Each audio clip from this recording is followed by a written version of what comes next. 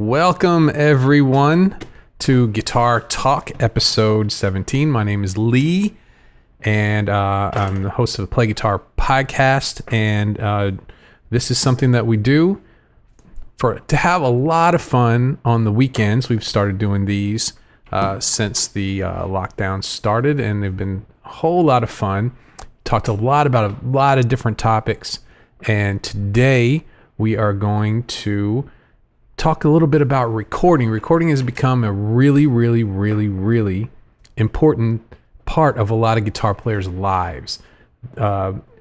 Even just the fact of being able to get your cameras and microphones for a Zoom thing, or just putting your, recording yourself playing online, all the way up to recording your own songs. And that's the kind of the trajectory we're going to take with this hour. Today I'm going to bring in the chat and also our special guest.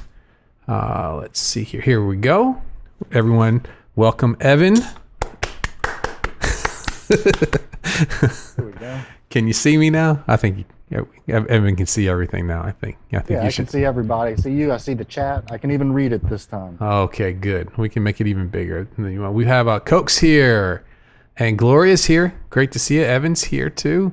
Awesome, man. We got some more folks filtering in as we speak. We're going to be talking about recording today, and I thought it would be an appropriate topic for my guest today. So we're gonna start off with the basics.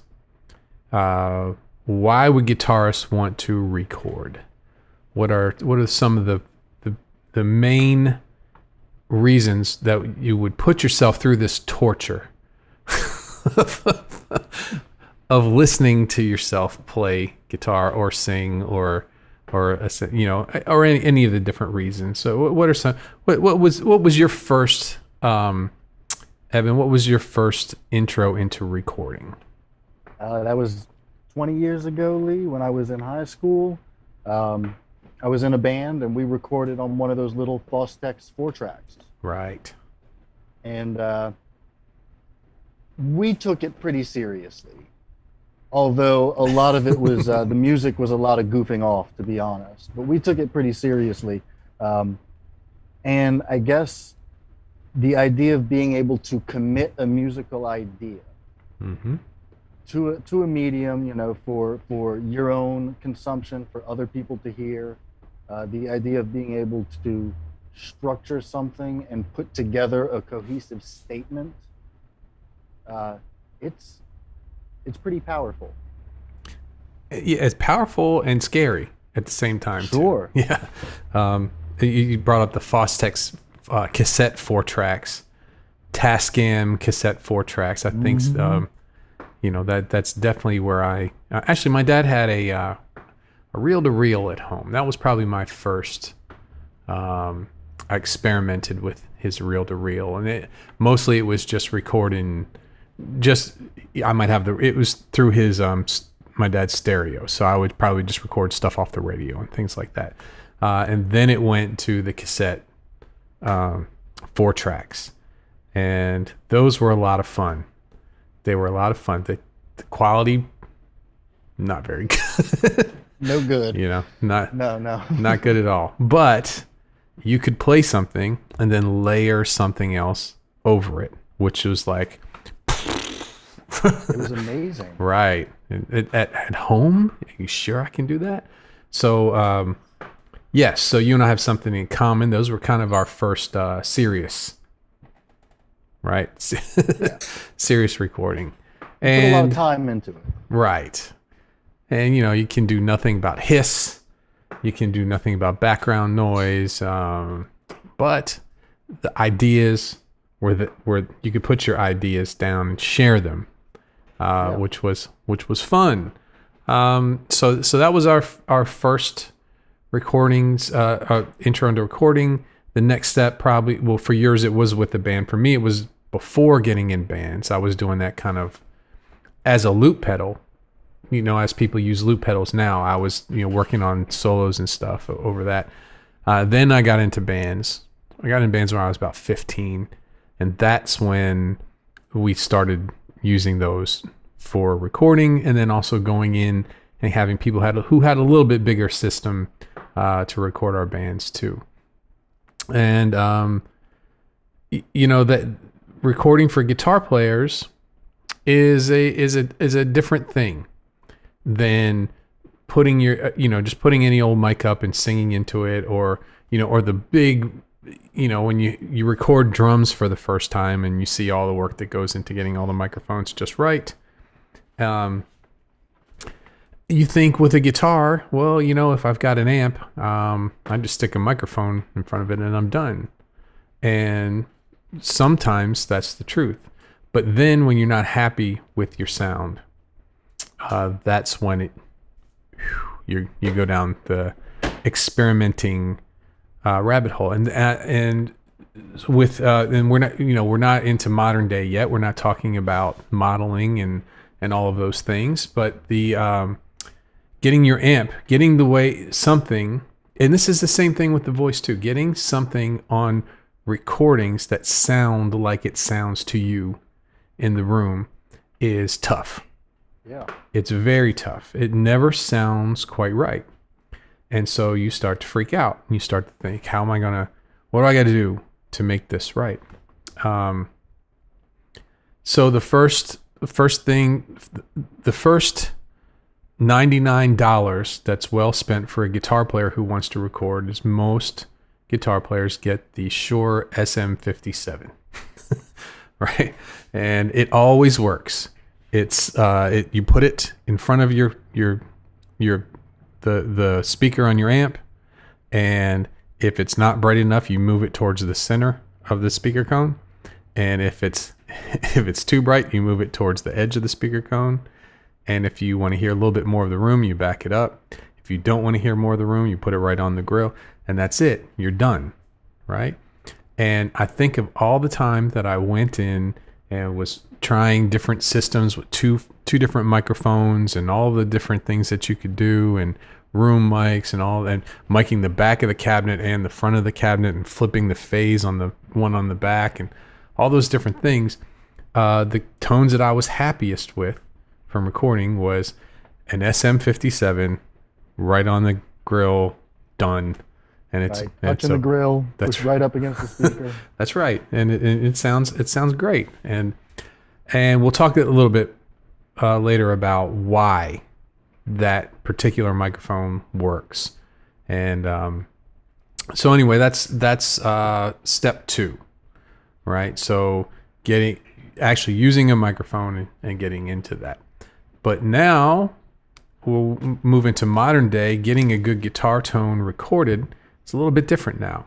It's a lot easier than it used to be. And Evan's been getting a lot of good recorded tones lately. And so I'd like for you to explain a little bit about your process going into the computer and getting some amped tones. Yeah, definitely. It's one of the best things anybody has ever done for me is to purchase this audio interface right here that I use to go straight into the computer. Just takes my signal via USB, inputs it into my computer.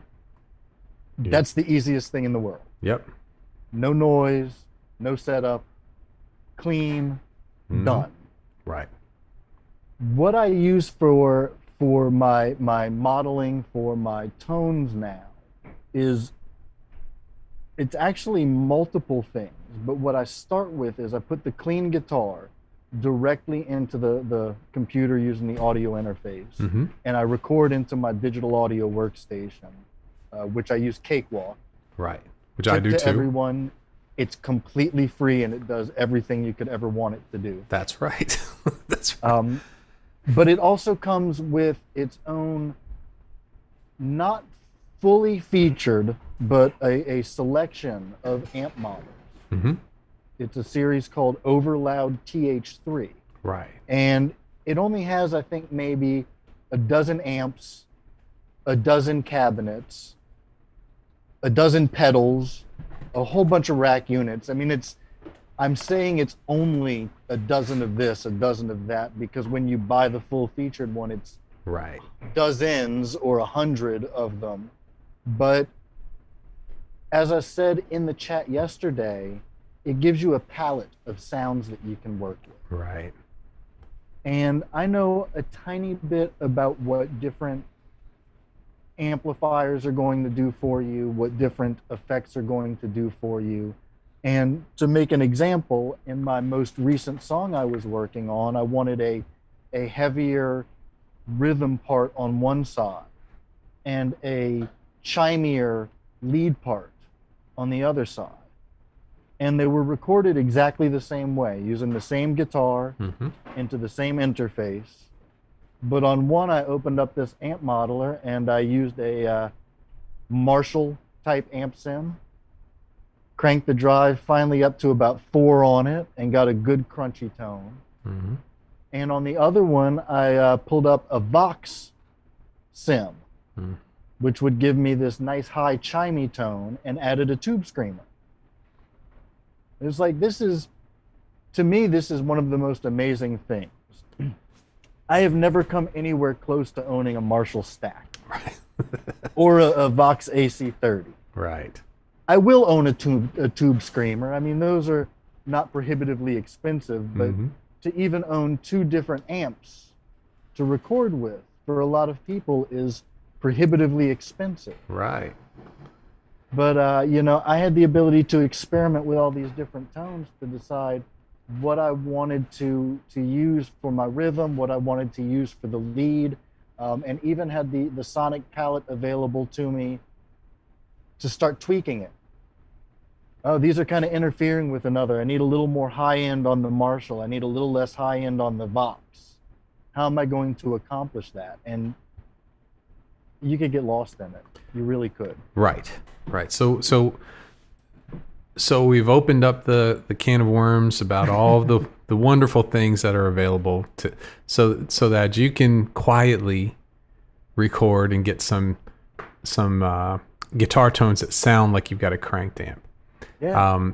So we're going to talk about some of the typical problems first, and then we'll go into what you talk about, the going over the cliff on this. So Be careful. So let's talk about from both directions. So if you come into recording guitar from having a physical amp in the room with physical pedals, and you're going to mic your amplifier, the biggest problem most people have is it doesn't sound like a cranked amp, because it's not, because you can't actually crank your amp in your house, or you're not able to really get that amp turned up as loud as it needs to be to get that sound that you're looking for. So that's when people do attenuators. They start buying different things so you can crank your amp. But at the same time, even if you can get your amplifier cranked up, and then what an attenuator does is it reduces how much actually goes to the speaker, then you find out that a lot of the sound of a cranked amp is in the speaker, right? It's the fact that the speaker's being pushed so hard. And so at that point, you've spent a lot of money. How do I know this? I've gone through it. You spend all this time, all this research, everything, and then you're still not getting that cranked amp sound. So then you start looking at plugins, right? Then you start looking for the things that Evan was talking about. And the trade-off is where what Evan was going for is you can do so much with it that you lose the focus of what you were trying to do in the first place. There's so many things that you can tweak, you can change, so many different things that unless you have your own sound that you know of through plugins, you're always going to be searching, and there's always going to be something that you can do, which is a huge time waster. If you've got your amp and your pedals and that's the way you like it to sound, put a microphone on it. If you can crank it up and if it sounds good, you're done. But the way a lot of people will do now is they'll take their guitar, plug it just like Evan did, directly into an audio interface, which goes into the computer, clean, and you get the sound of your guitar without an amplifier, without It's basically the sound of your pickups.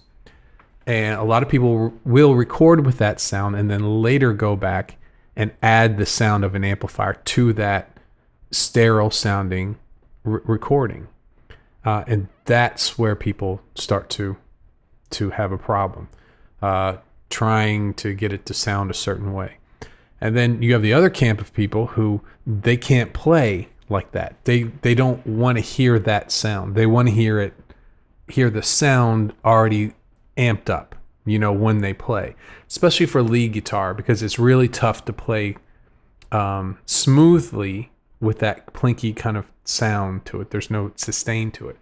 So that opens up another can of worms of how can I get that sound to play when I'm recording, hear it. And for those of you who are not into recording so much, the number one problem with recording into a computer is latency. And that is the amount of time that it takes for you to play the note, and it goes into the computer. And if you're trying to change that sound and make it sound like it's coming from an amplifier in real time, it takes time to process that and then come back to your ears. So anyone who's used Zoom or any of these kind of things, you've run across, that lag at some point where there's a second, you say something into the microphone and then like a split second later you hear it back to yourself if someone has your volume up really loud. It's the same thing with guitar.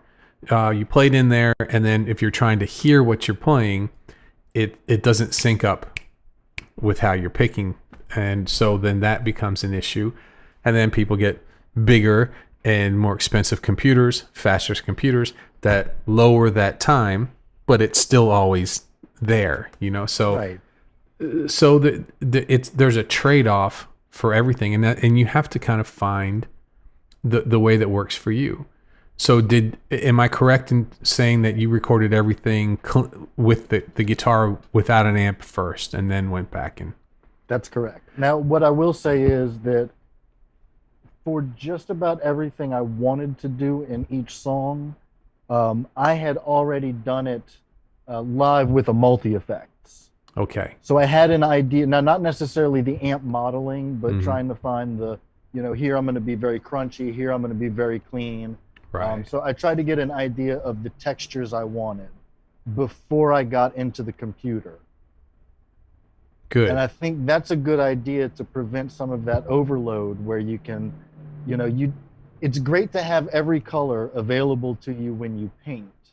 But Right. like you say, you don't want to get caught spending all your time choosing between two different shades of blue. Right. And so if you have an idea of what you want, you can really hone in on that and not leave it so open-ended. And something that you could do is take an afternoon where you're not actually recording a song, but just trying to find different guitar tones in the computer, and just spending time doing that first, and having kind of a toolbox of guitar tones that you like, that sound like you. So when you do go in and play a song, you have that available, for you really quickly without having to go through this very lengthy process of trying to find something. There's something else called impulses. Have you been dealing with impulses at all yet? What I will say is I'm aware that some of my reverb and amp plugins will use impulse responses in order to generate the cabinet sounds or the room sounds. Right. But I haven't fooled around with locating and loading my own responses. Oh, that's a whole other rabbit hole. Oh, you're in big trouble. Yeah. So if anyone's noticed, if anyone's been doing this for about 4 or 5 years, when you would get the pod, the Line 6 original pod stuff, and then they started doing the Amp Farm plugins, and those were guitar tones with kind of simulated room or simulated cabinet sounds. And what ends up happening is there was a big change. Probably a few years ago, there was a big change when all of a sudden these things started sounding really good. You started to hear, oh, that really sounds like a guitar, and it was the inclusion of impulse responses.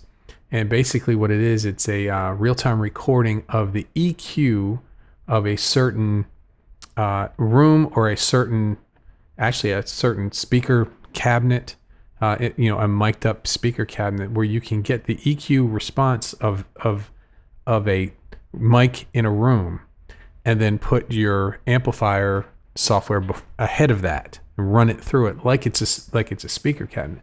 And it really made it usable now. So before, when you would use Amp Farm or one of those things, there was a lot of time spent afterwards EQing and compressing and trying to get it to sound natural. Where now it's and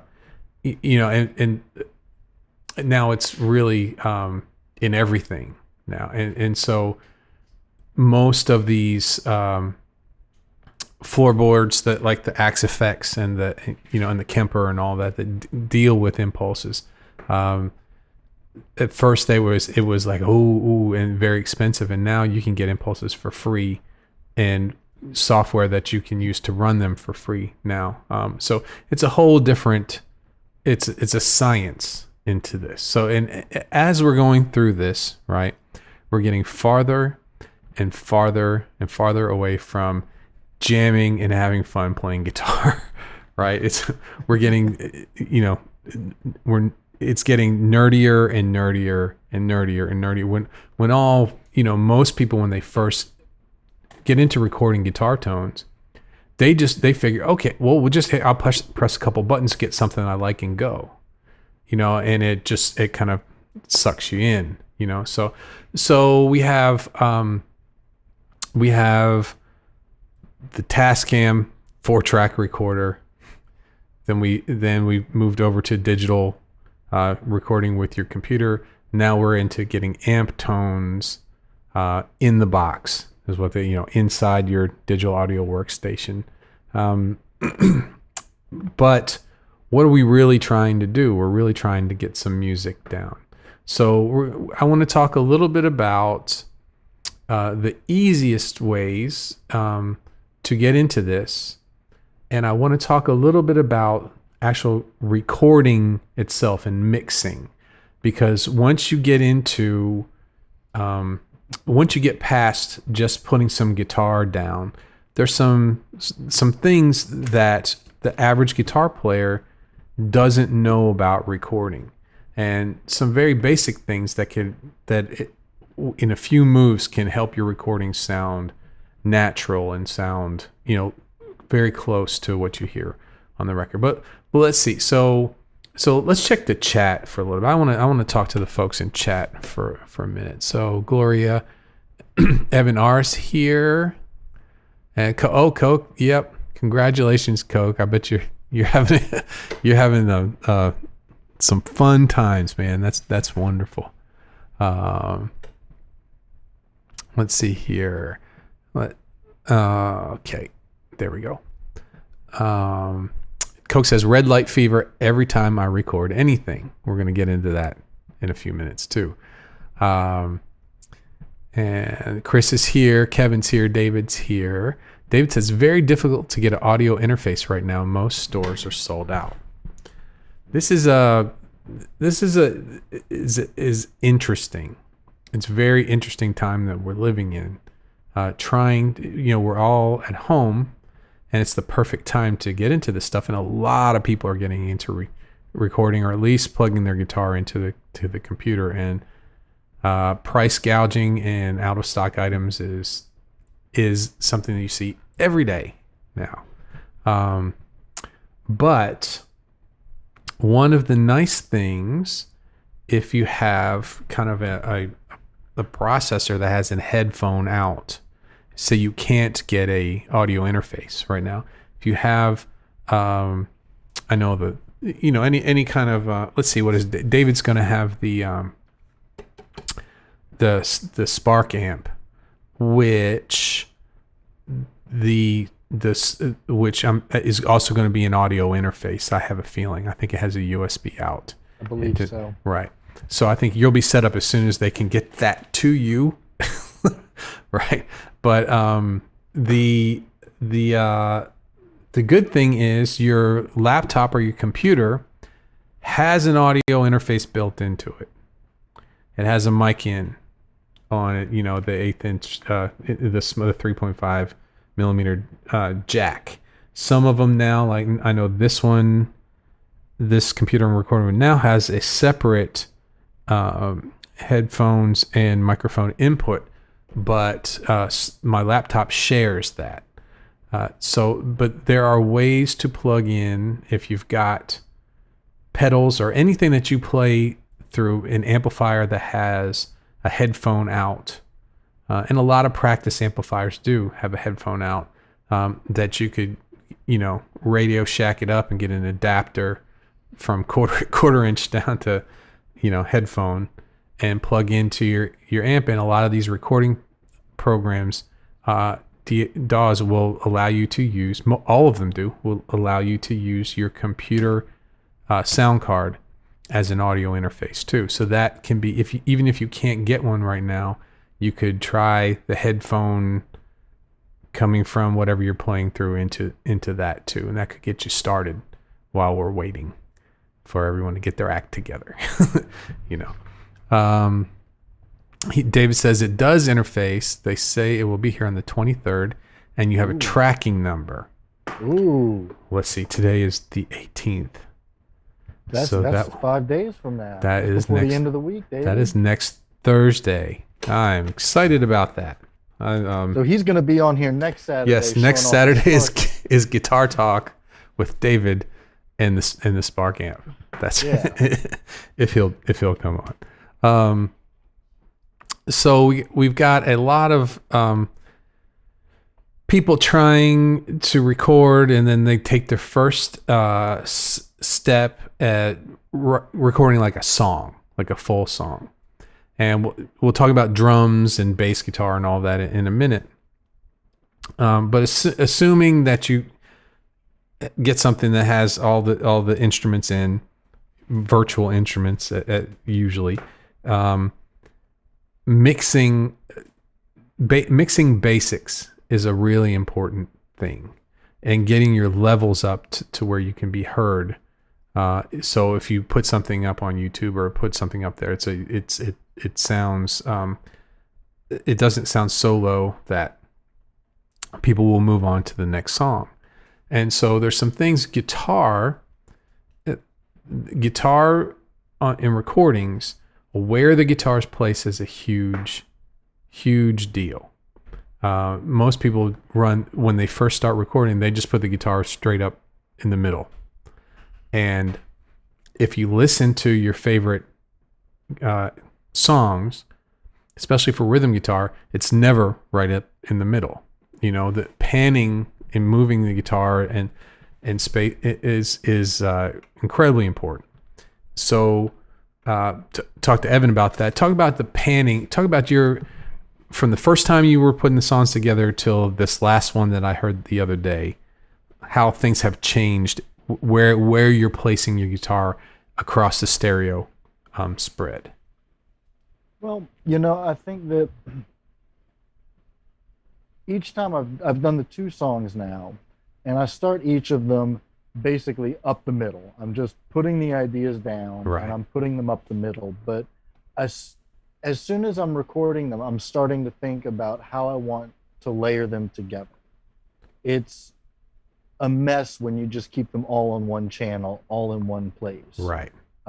And you're right, your favorite songs, they don't feature the guitar up the middle. They don't feature the bass up the middle.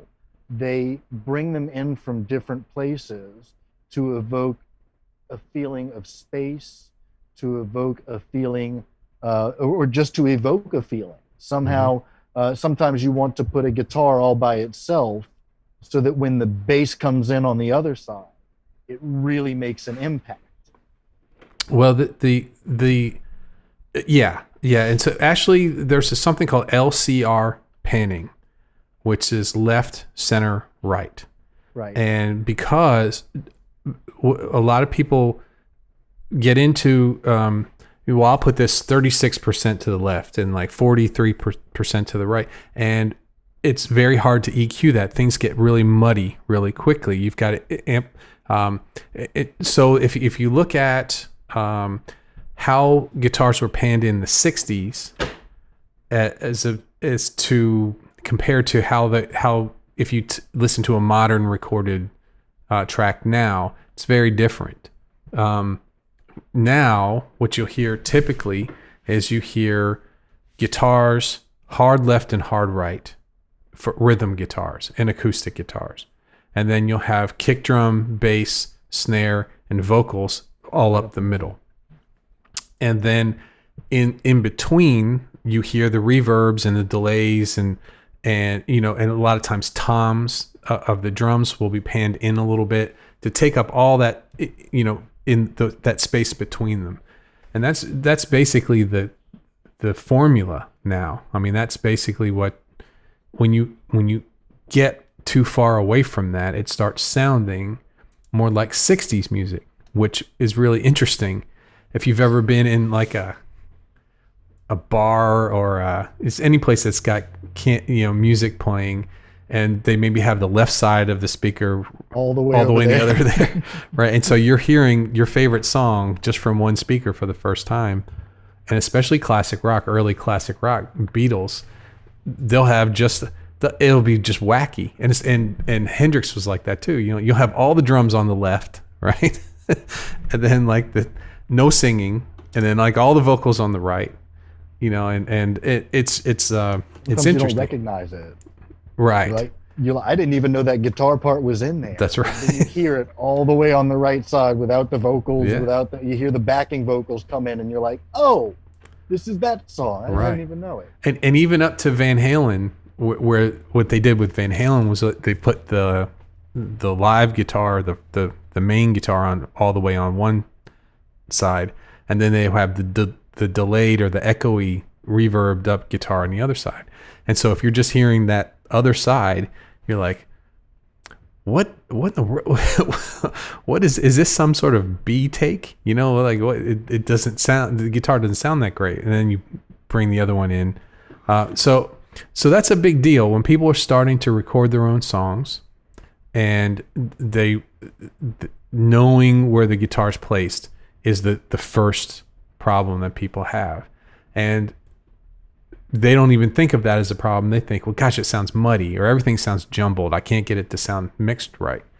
And so that LCR panning, where you just pan everything either to the center, hard left or hard right, and forget about all that space in between, is great for being able to get a mix quickly. And then you can go in and experiment from there, So that's the big problem I've heard over and over and over again when guitar players are getting into recording their own songs is giving the guitars their own space that's out of the way of the other instruments, and then it makes everything easy at that point. Let's see here. David says if his amp really shows up, he's on board. Well, if you got a tracking number, it's going to be there. Whether or not somebody goes through the box or not, we've had a couple YouTuber. We've had a couple shipments of different things where people have helped themselves and then taped the box back up with like regular packing tape. So check your Amazon packages, But yeah, I think it'll be there. If you got a tracking number, it's going to be there. So we're going to have some fun next week, man. That'd be great. So let's see here. So we're recording guitar.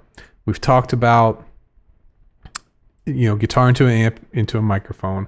Then we've talked about getting your virtual guitar amps inside, and then the ways that we go about that. Now we've talked about recording panning. Those are the big things that I wanted to hit today. So I'm going to ask Evan, let's go back to, how long has it been that you've been got the recording bug? It's been about 2 months now, a month, 2 months. We'll say it's been somewhere about 6 or 7 weeks, I think. Somewhere in Okay. the beginning of June. Okay. So take me through this process. I'm curious. I'm curious how it started and how it amplified over the last Well, month or two. I knew from the point where I had come back to the guitar that ultimately I wanted to record because I had done it in the past and it was fun. I just wanted to have fun with it. And so when the summer challenge came up and you said, what's something you can do in 3 months? It just came to mind. I'm like, well, I want to record. I've got the audio interface now.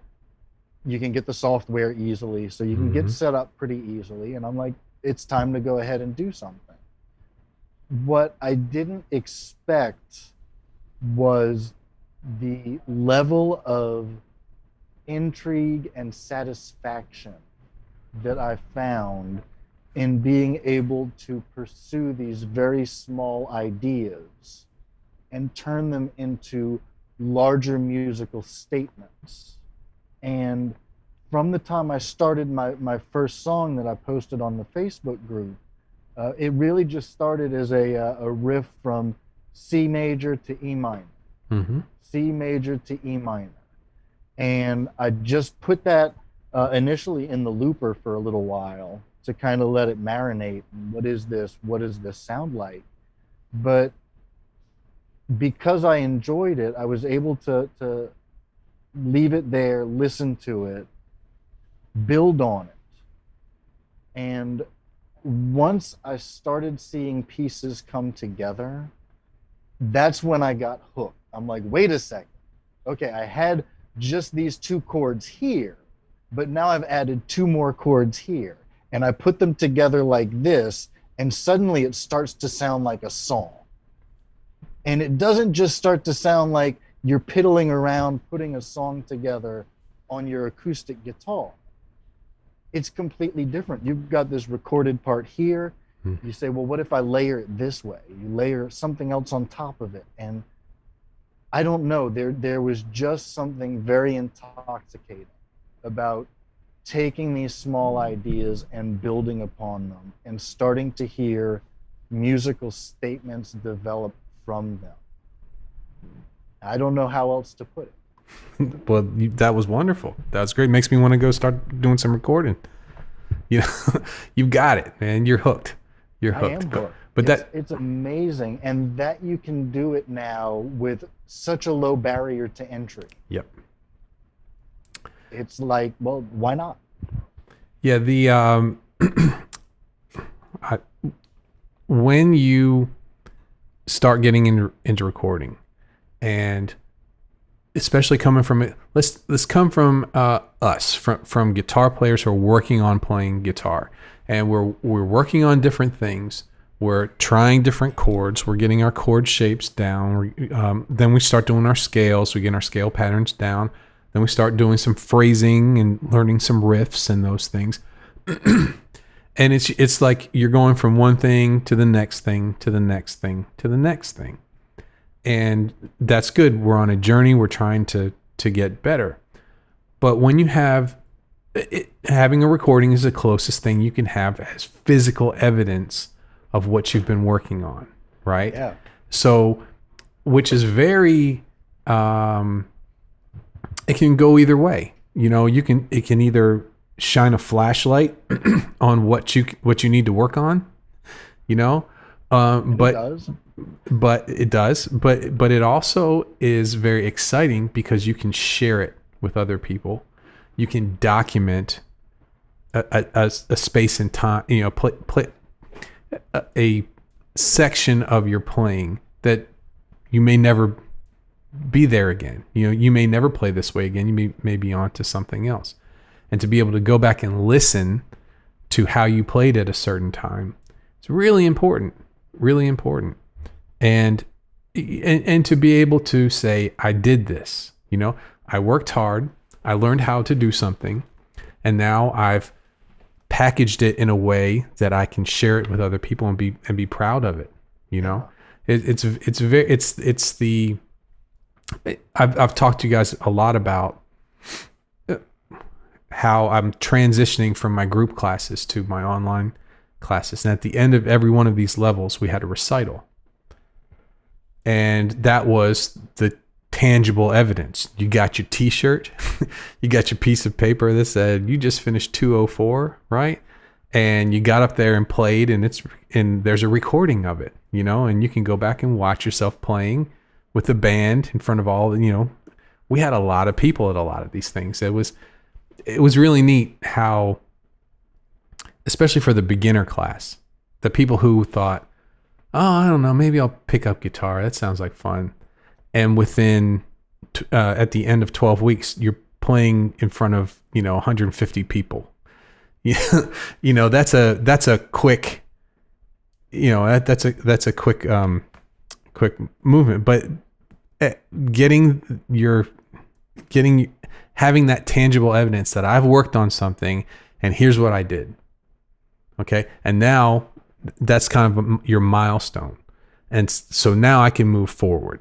You know, I'm going to move forward from here, right? How can I take this recording and build upon it and do something that's even better next time? And it gives you that focus of those goals. I think recording guitar is very important. Even if this is all you have, right?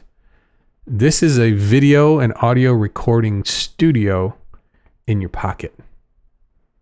And it sounds fantastic compared to what Evan and I grew up with. Oh, yeah. You know, and just and you know, when people are trying to record their videos, and I always say, just use this. You know, if I can see you and I can hear you, we can get this done.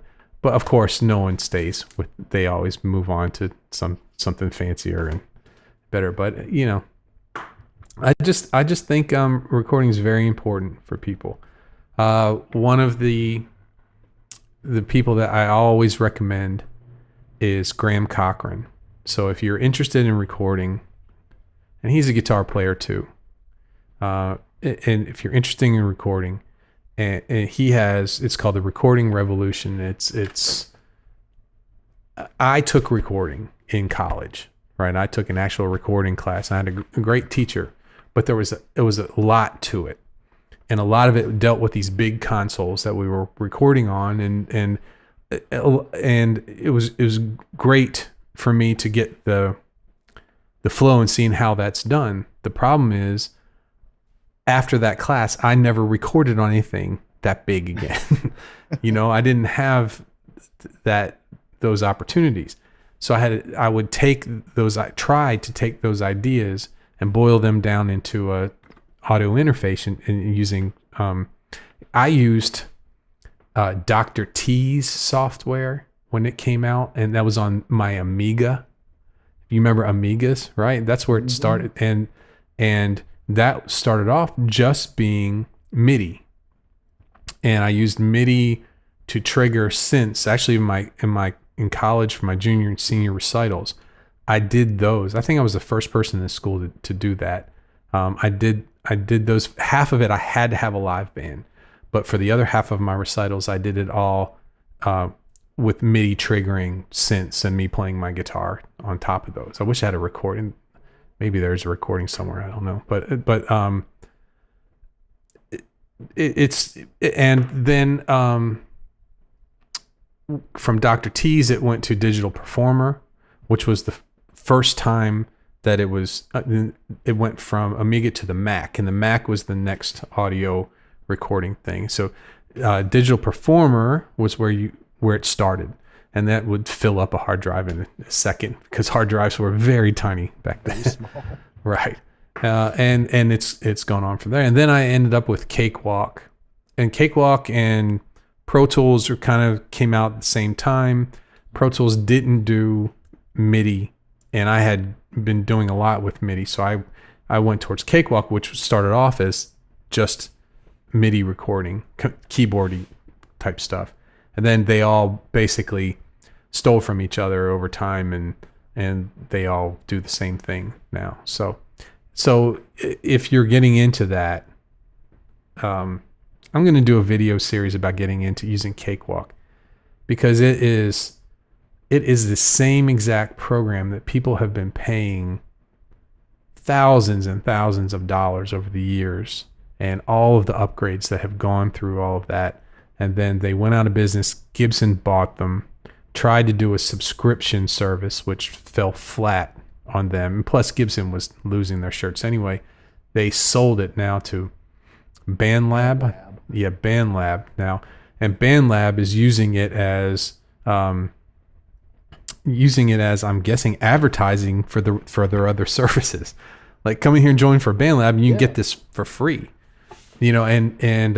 So there are, if you think, gosh, I use DaVinci Resolve for video editing, which is free, and Cakewalk, which is free, and I'm not actually paying any money for all of these things that I'm using now.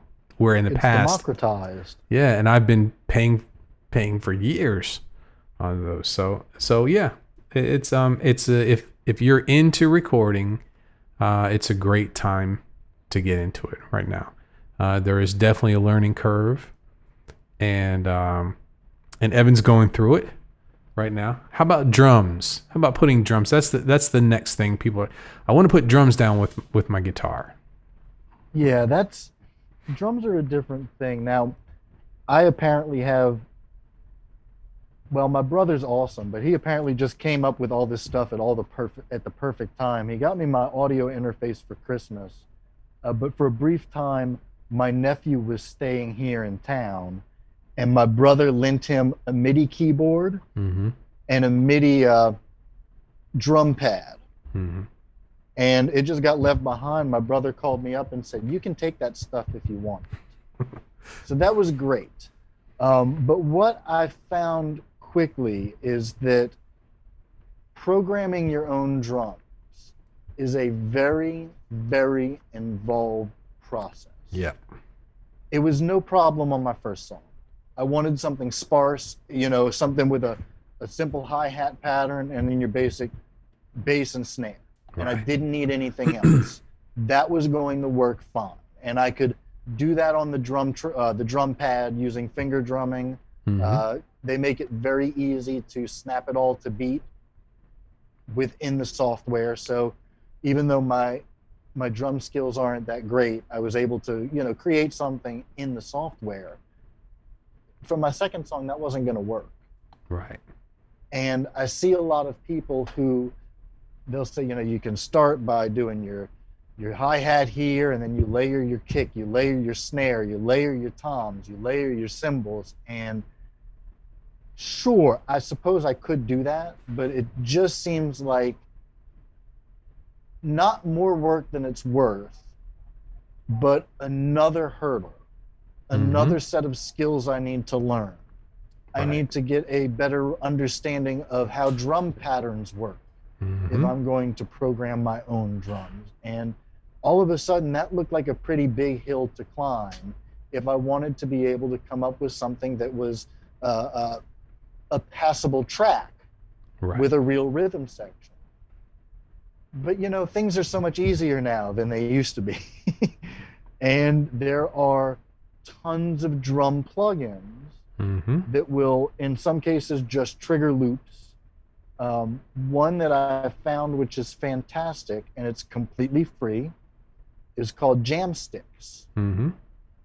And it will allow you to structure your song. I've got an intro, I've got a chorus, I've got a verse, I've got a pre-chorus, I've got another chorus, I've got a bridge.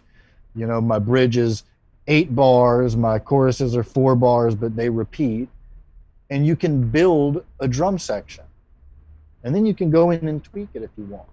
And it's really phenomenal how you can come up with a rhythm section if you've got no clue how to put one together yourself. Right.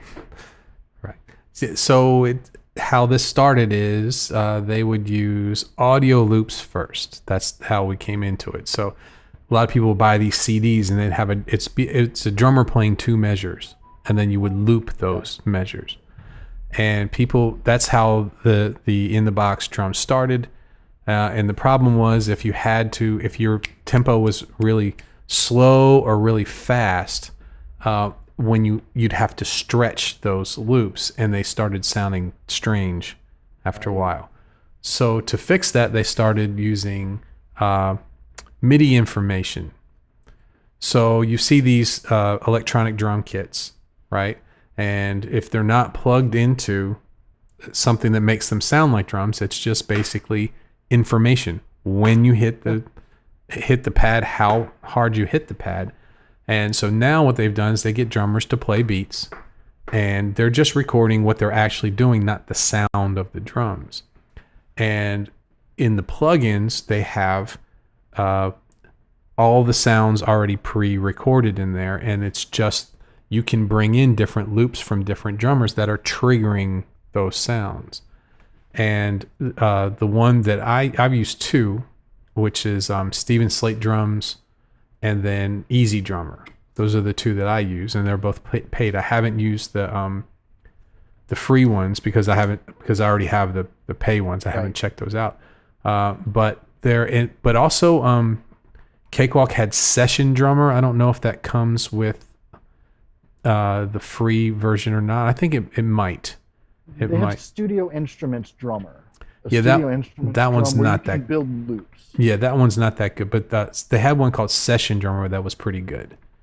And so I'll look into that too. But there's a lot out there. There's a lot of different ways. Slate Drums has a free one, and it's highly regarded. People say it sounds fantastic. I tried to run it, and my laptop's only got 4 gigabytes of RAM. It was not holding Steven Slate pretty well, but there's an upgrade on the way, so I'm going to try that again. Okay. I really would like the ability to output each drum to its own MIDI channel. Yeah. Which I haven't been able to do yet, because then I have the ability to say, I just want to bring that snare up a little bit, or I just want to be able to compress that kick drum. In these plugins, you can do that with like Easy Drummer. You can do all the levels and add different things to individual drums, even if they're on the same MIDI track. Okay. So I think I'll do that too. I'm going to do I'll do an Easy Drummer. I may do just a screen share one weekend and go through just making a song and showing all the different things. The theme song for the podcast, that's Steven Slate drums. And the loops came from Groove Monkey, I think is the name of, and I bought all of their loops. And so I have, these MIDI loops aren't like audio loops that take up an enormous amount of space. They're tiny. They're just ones and zeros on and off. So you can have thousands and thousands and thousands of them, and it doesn't take up very much room on your computer at all. And if someone right now, if someone was to ask me, I want to put some drums into my song and I don't know how to do it, I would say Easy Drummer. That would be it's very simple. It was named well, Easy Drum. But I haven't seen the free ones yet, so I'm going to take a look. I didn't realize there were some really good free ones out there too. Coke says you're wanting me to learn how to play drums. That's the best. If you know how to play drums, and you can even getting like we have an electronic kit, and just plug the MIDI USB into your computer, you're good to go at that point. It's very simple there. But for those of us, I played percussion in high school, but I didn't play full kit, and that's a whole different deal. Juggling all that at one time. So and then the last thing I want to talk about, we have about 3 minutes left, I want to talk about is levels. Getting your song to sound the same as everyone else's song. What you'll notice is when you do record something and do all your layering and getting it in so that you don't overload your recorder, the final output is very low. It's everyone now, they had the loudness wars for years. They're trying to get their songs to sound louder and louder and louder and louder. So you pay more attention to it than the other songs. Now they've backed off of that a little bit, but how do you do that? How do you get your songs listening level? I'm going to ask Evan, what kind of post processing did you use on your tracks? Okay, what I used mostly was, you know, aside from putting the reverb on the individual tracks, what I did was a good amount of compression. And I don't mean I over compressed everything, but there was compression used in a number of different places to bring up those lower levels, especially on vocals, where you have that. And maybe people don't think about this a lot, but of course, when you sing, your voice is actually all over the place with volume. And compression does a lot to help even that out so that you can hear those lower level, that lower volume part, the lower inflections, without having to turn it up so loud that when you get much louder with your singing, that you blow out the speakers. So I did a good amount of compression, but I did find the same thing. I was still not getting a loud level on my overall mix, right, without overloading the master bus. And then I heard about limiting. Right.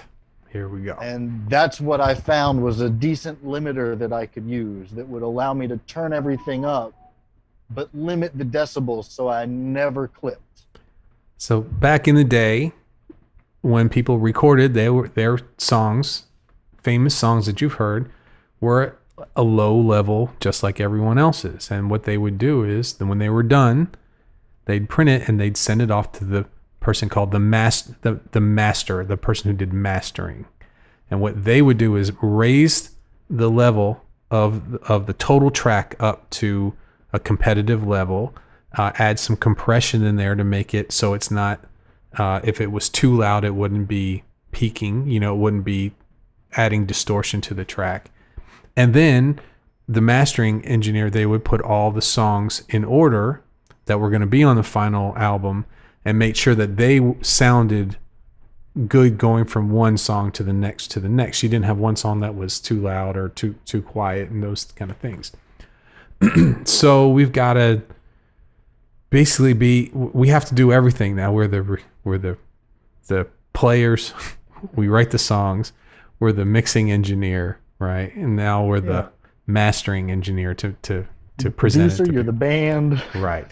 Right. So basically I use something called Isotope Ozone. It's a mastering plugin, and it has final EQ and final compression and then limiting and and bringing it all up there.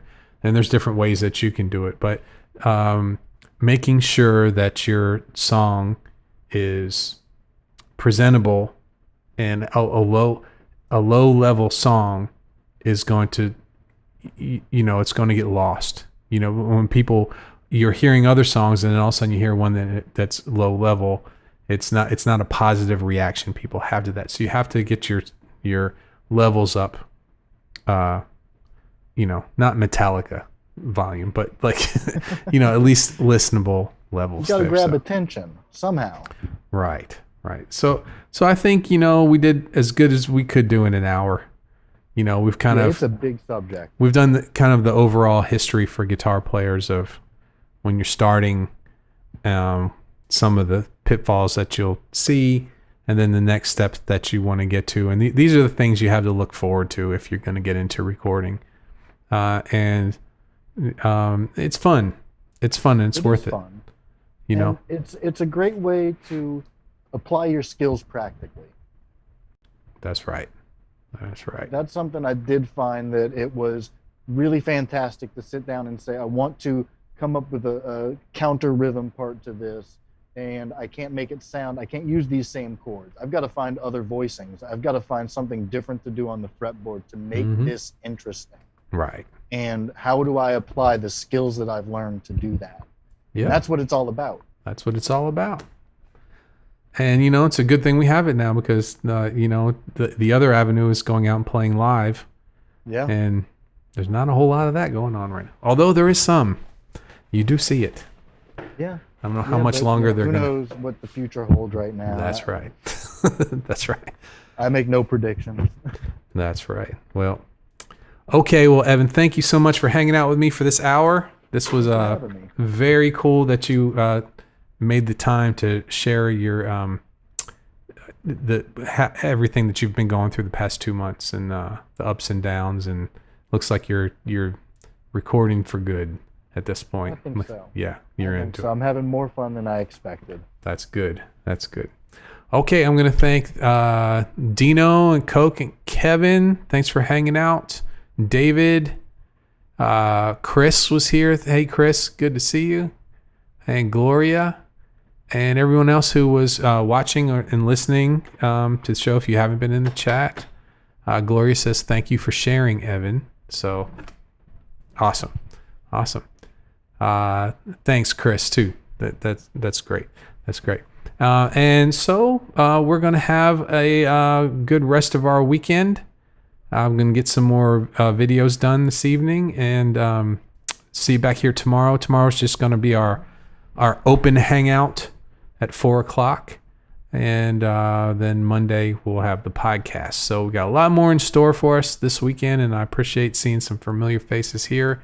And thanks again to Evan for spending his time with us and sharing his experience with recording. Okay, everybody, we'll see you tomorrow. Bye-bye.